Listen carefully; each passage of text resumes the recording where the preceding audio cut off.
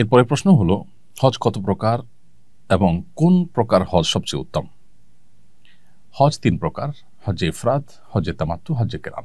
হজ্জে ইফরাদ হলো হজের সময়ে এহরাম বেঁধে কেউ হজের উদ্দেশ্যে মক্কায় প্রবেশ করলেন এবং সরাসরি তিনি হজ করলেন, তিনি ওমরা সম্পাদন করলেন না।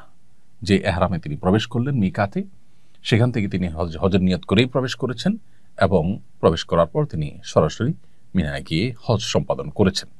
মাঝে তিনি তওয়াফ করতে পারেন, সেটা ভিন্ন বিষয়, নফল তওয়াফ হিসেবে সেটা গণ্য হবে, কিন্তু তিনি হজের যে কার্যক্রম আছে মূল হজের, সেটাই শুধু করলেন। হজের আগে তিনি কোনো ওমরা করার নিয়ত করলেন না মিকাত থেকে।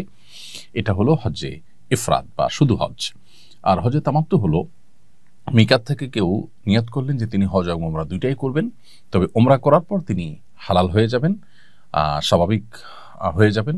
এরপর আবার হজের যে মূল দিনগুলো আসবে, অর্থাৎ ৮ জিলহজ, তখন তিনি আবার এহরাম পরে নতুন করে হজের জন্য কার্যক্রম শুরু করবেন।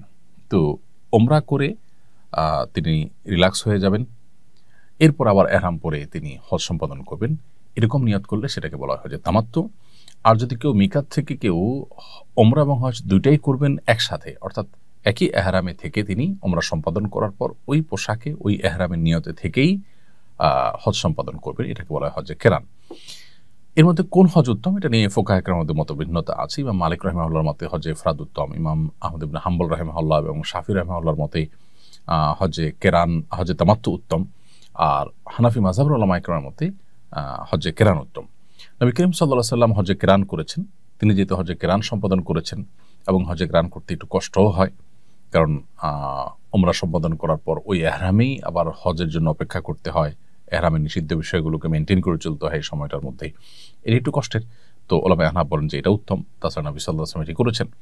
কিন্তু অন্যান্য ওলামায়ে কেরাম যারা হজ্জে তামাত্তু উত্তম বলেন, তাদের যুক্তি হলো নবী করিম সাল্লাল্লাহু আলাইহি ওয়াসাল্লাম হজ্জে কেরান করলেও তিনি সাহাবীদেরকে বলেছেন যে আমি আমার সাথে হাদি, অর্থাৎ হজ করার পর যে দমে শুকর বা কোরবানি করতে হয়, সেটি নিয়ে এসেছি, যার কারণে আমাকে কেরান করতে হচ্ছে, না হলে আমি তামাত্তু করতাম। এরকম তার আকাঙ্ক্ষা তিনি ব্যক্ত করেছেন মর্মে বিভিন্ন বর্ণায় পাওয়া যায়। সেজন্য তামাত্তুকে উত্তম বলেছেন অনেক উলামায়ে কেরাম। এখনকার বাস্তবতা হলো যে সারা বিশ্বের বেশিরভাগ হাজিরাই তামাত্তু হজ করেন, কারণ সেটা তুলনামূলকভাবে একটু ইজি। কেরান হজ খুবই স্বল্প সংখ্যক হাজিরা করেন। আমাদের দেশ থেকেও হানাফি মাযহাবের অনুসারেই উলামায়ে কেরাম এবং সাধারণ হজ যাত্রীদের মধ্যেও কেরান হজ করার মানুষের সংখ্যা খুবই কম, কারণ হজের ফ্লাইট যদি হয়ে থাকে মূল হজের ২০ দিন ১৫ দিন আগে, তাহলে পুরো সময়টা এহরাম মেনটেন করে থাকাটা একটু কষ্টসাধ্য। সেজন্য আসলে সবাই প্রায় তামাত্তু হজই করে থাকেন। আর একেবারে শেষের দিকে যাদের ফ্লাইট, তারা অবশ্য হজে কেরান করতে পারেন। তাহলে হজে কেরান উত্তম হলো হানাফি মাযহাব অনুযায়ী। আর ইমাম আহমদ ইবনে হাম্বল রাহিমাহুল্লাহ সহ সৌদি আরবের উলামায়ে কেরাম, ইমাম মালিক ইমাম শাফি রাহিমাহুল্লাহর একটি মত, তাদের মত অনুযায়ী হজে তামাত্তু উত্তম। এবং এখন পৃথিবীতে বেশিরভাগ হাজিরাই হজে তামাত্তু করে থাকেন।